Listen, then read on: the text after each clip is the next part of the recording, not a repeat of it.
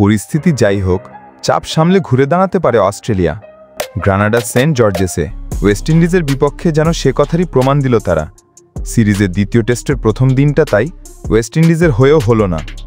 বিউ Webster এবং Alex Carey সিরিজের প্রথম টেস্টে যেমন লড়েছিলেন, ঠিক সেভাবেই আবারও দলকে খাদের কিনারা থেকে তুলে আনলেন।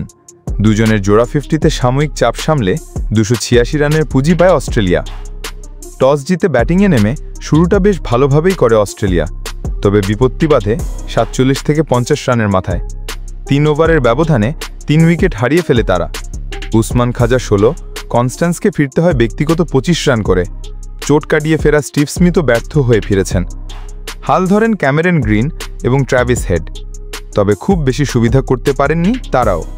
ক্যারিবীয় পেস আক্রমণের সামনে 110 রানের মাথায় 5 উইকেট হারিয়ে বেশ বিপাকেই পড়ে অজিরা। এক প্রান্ত আগলে রাখা ক্যারি ও ওয়েবস্টার এরপর পরিস্থিতি সামাল দিতে থাকেন। ষষ্ঠ উইকেট জুটিতে দুজনের ব্যাট থেকে আসে 112 রান। ক্যারি তার ক্যারিয়ারের 11তম অর্ধশতক পূর্ণ করেন, আর ওয়েবস্টার নামের পাশে চতুর্থ 50। তাদের ব্যাটিংয়েই ভর করেই শেষ পর্যন্ত 286 রানের সংগ্রহ পায় অস্ট্রেলিয়া। 2 দফা বৃষ্টির বাধায় প্রথম দিনের খেলা কমে আসে মাত্র 66.5 ওভারে।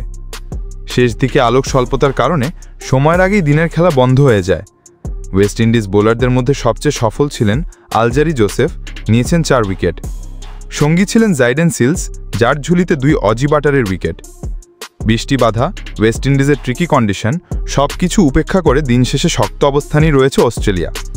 স্টার্ক কামিন্সের সামনে এই রান টপকে লিডে যাওয়াটা বেশ দুঃসাধ্য হবে ওয়েস্ট ইন্ডিজের জন্য।